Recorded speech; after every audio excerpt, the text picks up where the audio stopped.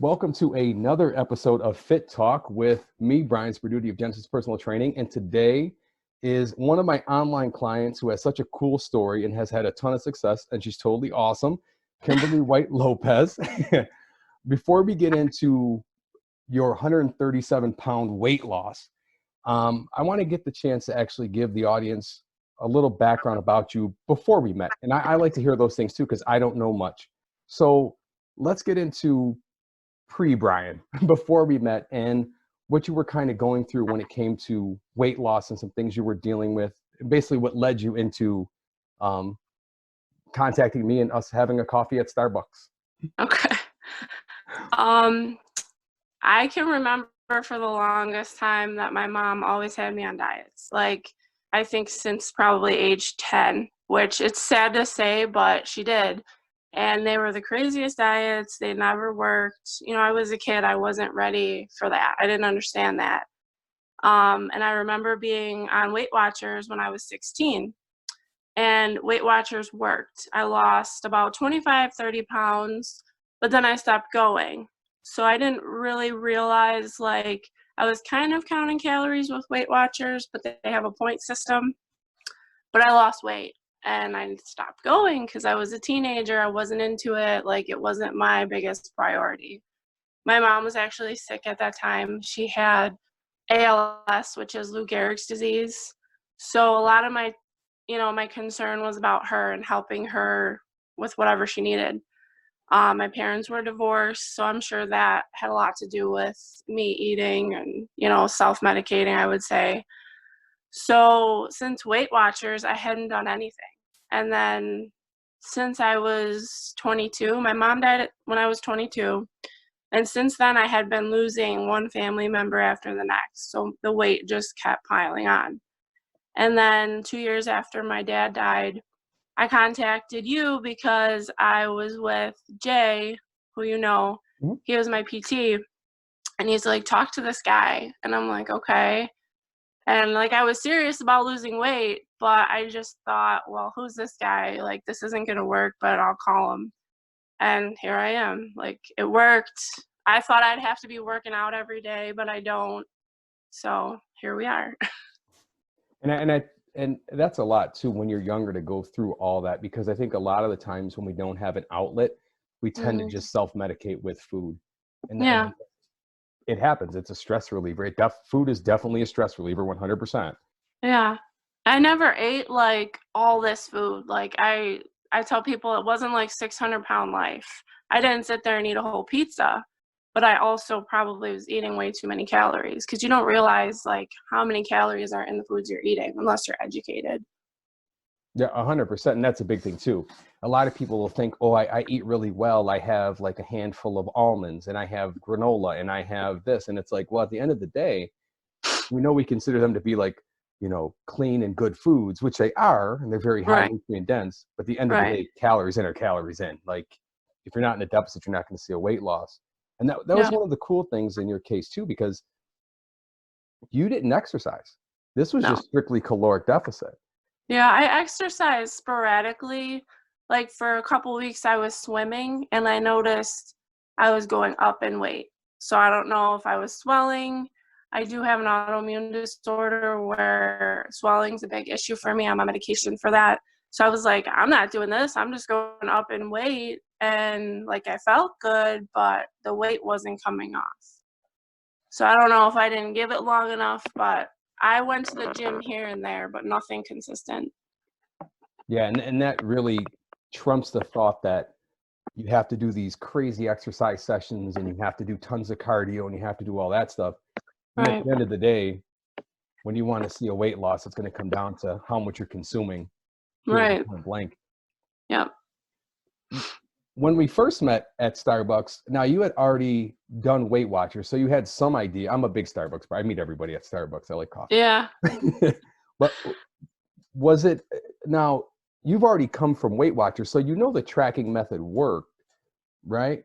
Yeah, it was, I would say, not easier, but Weight Watchers, like, you would plug in, I think, calories, fiber, and protein, and they would give you a point like a point number for a certain food based on those 3 things, but they didn't like explain how they got the points. And then they only give you like, I think I was at like 29 points a day, but now I think they've changed their system to make it more user friendly. I really don't know. It was, God, 18 years ago, I think. Yes. 17 years ago. And So, Weight Watchers is a great example of calories in versus calories out. right. I mean, they just strictly go on points. They simplify it even more. Yeah.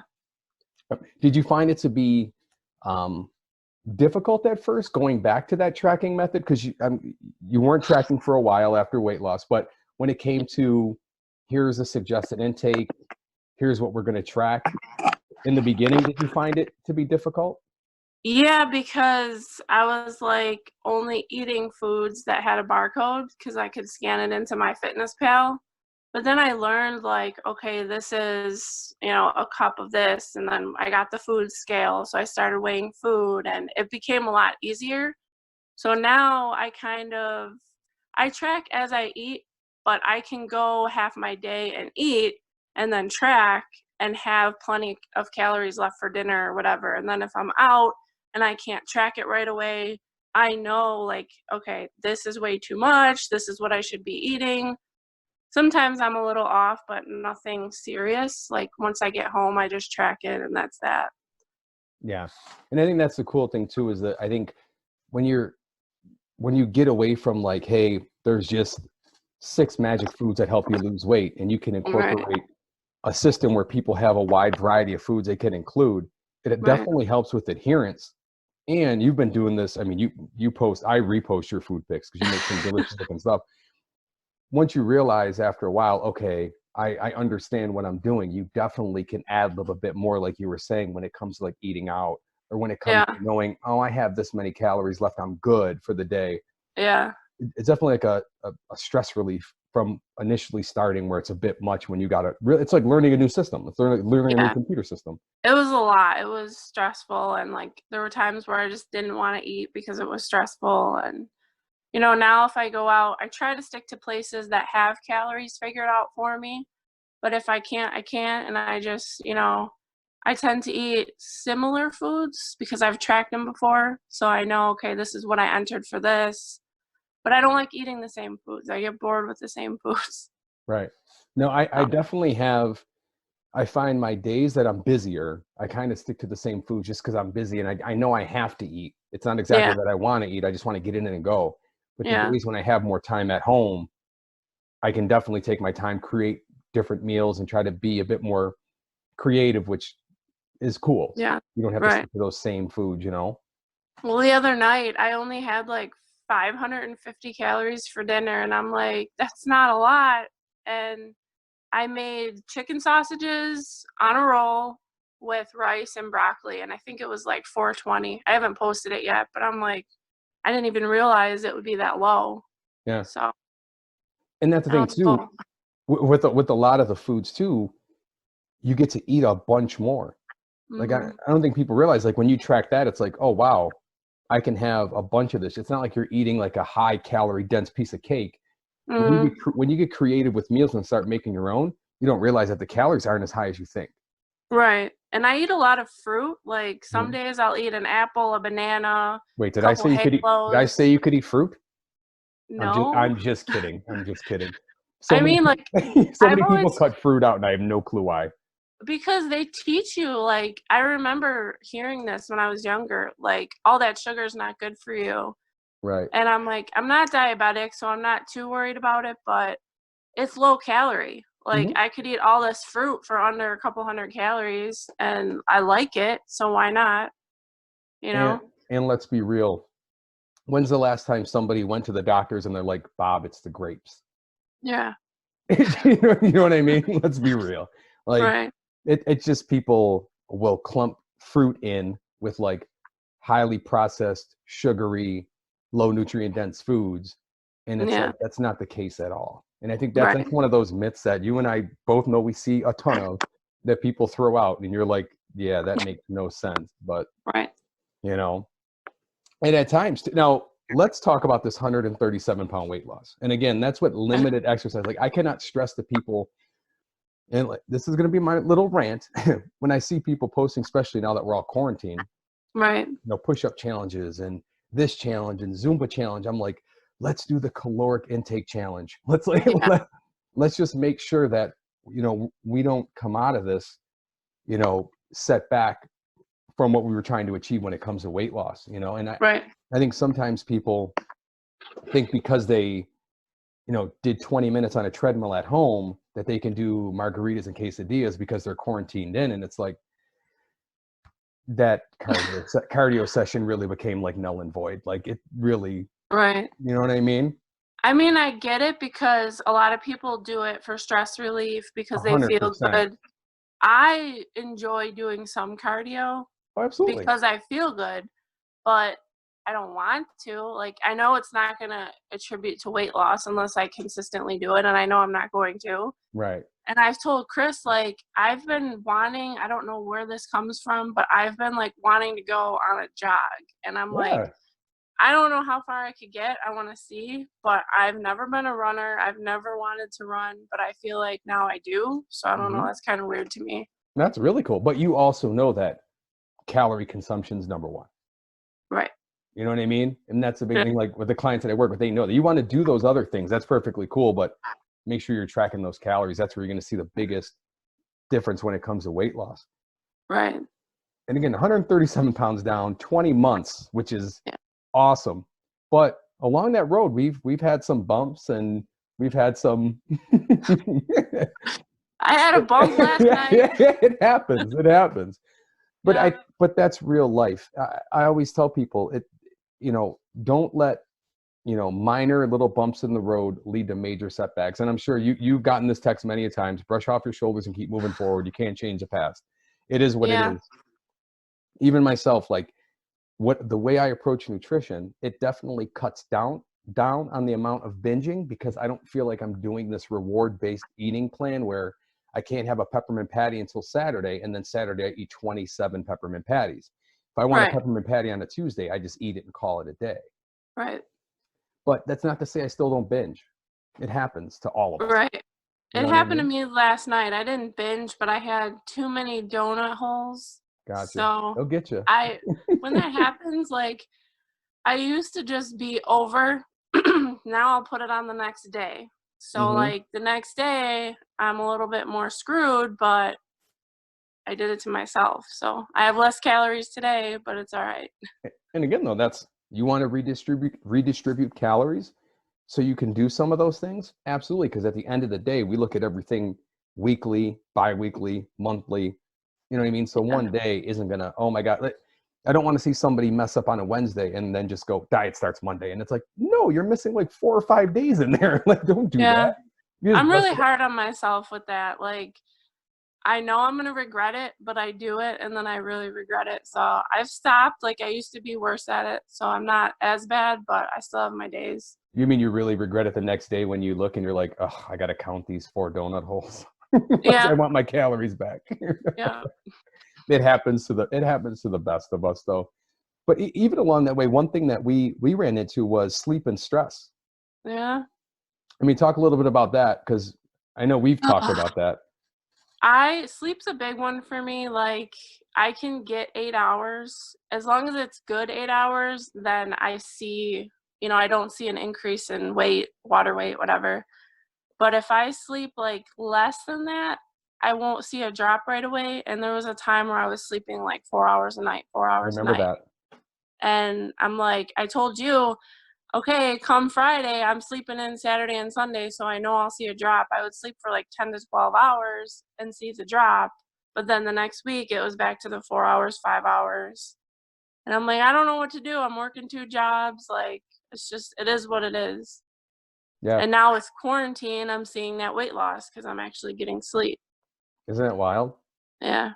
And I think that's something a lot of people don't take into consideration. That's why I always tell people that we have one section where we track nutrition, but another portion where we're tracking recovery and stress. Because if you're not getting that sleep, it's not your fault. Life happens. But Right. I tell people don't beat yourself up because if you're working a ton like you were at that time, we know that that lack of weight loss isn't due to a caloric issue, it's due to a stress issue. So Right. it would be like, okay, try to find time to take naps during the day, try to find some stress relief, some activities that will relieve stress, because that's just water retention. Because I believe there were a couple weeks we've seen some big drops and it was all water retention, because you Yeah, don't and lose then weight, like that. It's right. And then when I was sick, I really dropped, and then once I was healthy again, my weight went up. I think that was last week. mhm, And now this week I'm back down to that weight I was when I was sick. So yeah. I The don't know human what that was about, but Now the human um body is interesting, because we wanna see a weight loss every Friday like a paycheck. You know what I mean? You're like, I worked all week. Where's my weight? Where's my check? And yeah. at times I the body, wanna I wanna see it every day and I don't. And like I've learned, just be patient. I tell you, there's no patience and consistency are like the two things. But again, that's why I think a lot of people give up on weight loss, is because they don't Yeah. see it right away. They don't see it when they want to see it. Yeah. You're going to see it when your body decides to show you it, but you Right. have to stay consistent. As cheesy as it sounds, you have to trust the process. You know what Yeah. I mean? And now, now you've hit 137 so far, Yeah. which is, that's still so awesome. What's the next goal? I don't know, like, What I are you wanna thinking? just be at my goal weight, which I've set for myself, so I think that's, like, another 60, 70 pounds, but, like, you can't see like, I've lost weight, you can see that, but I don't look like I've lost what I say I've lost because I have a lot of skin. Hmm. So I would say skin surgery, but that's not gonna be for a while. So I don't really know, just keep doing what I'm doing and get to my goal weight. How's your energy level now from before? It's better, like, I'm definitely lighter, I can feel it, I can move around easier, I can do a lot more, but with the meds I'm on, they really, they make me exhausted. Yeah. So that's why I have to get enough sleep too, because if I don't I sleep with a CPAP on top of what I have going on, so if I fall asleep without it and sleep for 8 hours, it's pointless, like, I really have to sleep for another 8 hours with it on, because I Gotcha. stop breathing, Gotcha. And you're so you're you're more waking up just due to lack of breath. yeah, like, You don't wear it. I used to wake up a lot more with the added weight because, like, I would literally stop breathing 60 times an hour, so that's Wow. once a minute. Now, if I fall asleep, I'll sleep for a few hours without waking up, but I feel like I haven't slept. Gotcha. So So, it's not that sound sleep. It's very interrupted, broken up. You're not yeah. you're not recovering how you need to recover. No, like, I could sleep 8 hours without it and 4 hours with it, and I'll feel better after 4 hours with it. Really. Yeah. And there has to be a correlation there, I bet, to even if you're getting 8 hours without that machine, without the CPAP machine, you're not recovering. Stress levels are high. Your body's run down. Water retention takes place. Yeah. Probably see a spike on the scale because of that too. Before I got a CPAP, like, my vision was always blurry. I felt, like, so exhausted, and I didn't realize how I felt until I got the CPAP. Like, I'm like, "This is great, I need this," like, a lot of people don't use theirs, and I don't understand why, because I feel 100% better. That's awesome. That's Yeah. awesome. Yeah, I'm But I'm I'll always have it, I think, like, people say you can get surgery for it, I don't think you can, like, I'll always have it no matter how much I weigh, because mhm. my dad had it, my mom had it, it's just genetics. Yeah. Yeah, I So mean, and you know what? If you're used to it and you get really good sleep with it, why not? right. You know what I mean? Yeah. I'm super proud of you, because I mean, I've watched your journey through these past 20 months. And that's a one thing, like we would text back and forth, we would talk back and forth, but you never gave up. And that was the Yeah. biggest thing. And that's why I'm so proud of you, because through the Thank ups, the downs, the lack of sleep, all that stuff, you were like, nope, I'm going to push through. I'm going to push through. I'm going to push, yeah. even though I get texts that were like, hey, Brian, if I don't lose this Saturday, I'm like, get 10 hours of sleep, try to relax. Right. You always push through. And the thing that I think will absolutely blow people's minds is you did this with little to no exercise and strictly managing nutrition. And it isn't like it isn't like you were on sub 1,000 calories either. Like you were eating No, enough through that whole time. right. We started you pretty high too. I want to say Yeah, I you were think like, 19 something. yeah, I'd say right around 2 or 19. And you Yeah, were working a busy schedule. You were working 2 jobs, and you still were able to lose weight because you kept pushing through and you stuck to the program. And right. that is awesome. And I'm Thank super you. proud of you. And I can't wait to see how much you achieve in the upcoming months. And I'm sure we'll be doing another interview in a couple months from now talking about more progress and more success. Okay. Uh, Yeah, I didn't think I'd be here, honestly. Like, not that I give up, but I was ready. Like, that's what I tell other people. I want to do what you do. I'm like, but are you ready? mhm. Because a lot of people try to lose weight, but I don't really think they get how to. So, I mean, there's a lot of my friends who I don't think they're ready yet. And it's like, when you're ready, come talk to me or come talk to you. And because when I wasn't ready, it wasn't going to happen, no matter who encouraged me, what anybody told me. And I was ready, and here I am. I honestly didn't think I'd still be here, but I'm glad I am. You're correct though, because I think a lot of people aren't ready, and I also think a lot of people that think they're ready, once you get through that honeymoon stage, and the weight loss starts to slow down a bit, Mm, or you hit those first couple bumps in the road, they just go, "Ah, this isn't for me. I give up." And it's like, no, that's actually the hard part's actually when the honeymoon stage is over, and you're like, "How yeah, come I'm not losing as fast as I was? What's going on?" And that's where I think right. you either push through or people tend to give up. Yeah. I wanted to give up, but then I'm like, why? For what? Like, I've gone this far, just gotta get out of my head and keep going. Yeah, we definitely So, become our own worst enemies when it comes to weight loss.